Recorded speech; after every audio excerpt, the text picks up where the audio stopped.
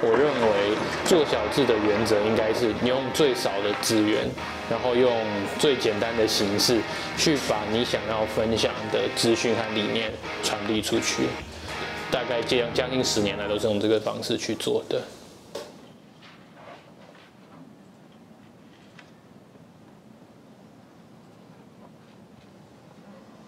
类似，就是我会去留心日常生活中接触到的奇闻异事，然后把有兴趣的部分呢，更进一步的去研究、整理，然后用简单的排版做成原稿去复印，然后再送去我这些寄卖店家卖。毒草第一期的话，当时是只有在木抽屉咖啡跟鸭布咖啡有卖。那后面几期的毒草，从第2期、第3期开始之后，主要就像是Manga Sick， 或者是中山区的 Part Store， 然后东区的 Cow Records， 中山区的 Waiting Room、荒花，然后台南的鼹鼠。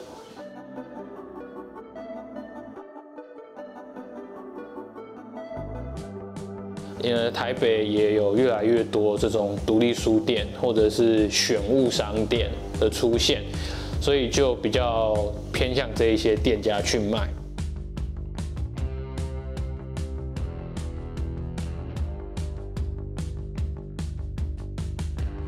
就是小志或者自费出版，它所承载的那个内容是很多是他完全没有想过的。然后都是漫画跟诗跟画，然后跟评论什么，这些他们全部都会放在一起。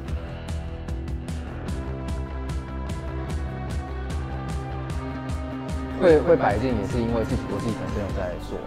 有合作过的朋友那一圈，慢慢去邀，才发现哦，原来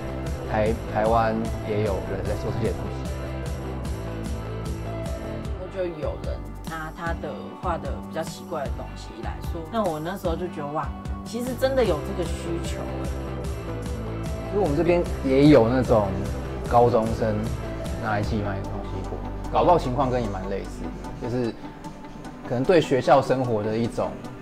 反抗吗，或是记录，我不知道，就是我觉得蛮类似的。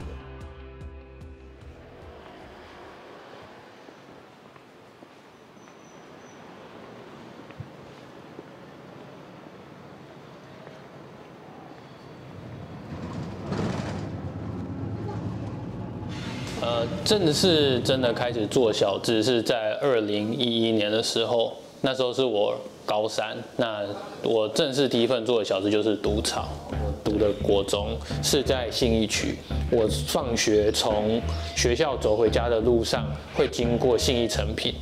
那时候有一份免费的报纸叫做《破报》，那《破报》内容主要是介绍一些跟劳工权益啊、社会议题啊。那其中我读到一篇乐评，是介绍透明杂志这个独立乐团。那他就跟我说，如果你对朋克文化有兴趣的话，你其实可以去解放之声，在解放之声看到不少欧美的朋克小志，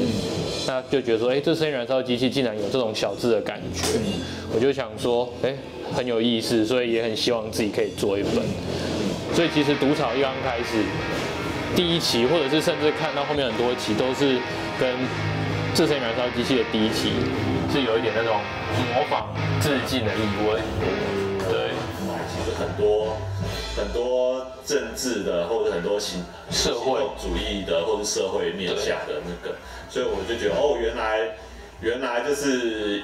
可以这样子做小志，就是说内容方面可以写这些，然后或者是说，原来就是。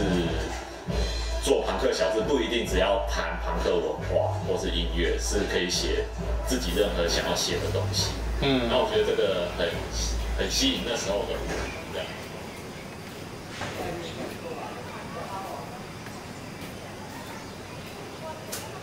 然后每一期的内容就是有点像刚刚提到的那样，都是一些我觉得有兴趣的一些像是奇闻异事的那样子的东西。那这期就刚刚说的华雷斯城血案嘛，然后这一期是做保罗麦卡尼的生死之谜，就有一部电影叫做我也忘记叫什么，就是有一部电影他是在讲骚灵现象，然后结果拍那部都是非死即伤。罗马尼亚地下社会，它是就是在罗马尼亚那个暖气的管道里面，就其实住了很多人，他们就是一些流浪汉什么，然后全都住在那边，就是会说哦猎奇的主题什么的，对，可是。近年就比较少，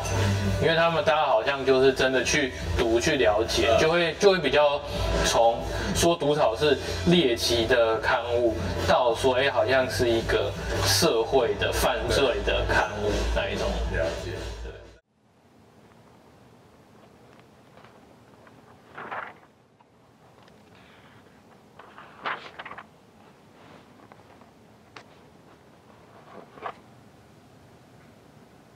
大家提到朋克，第一个想到会是朋克的音乐，可是对我来讲，我并没有那么的喜欢或者是研究朋克的音乐。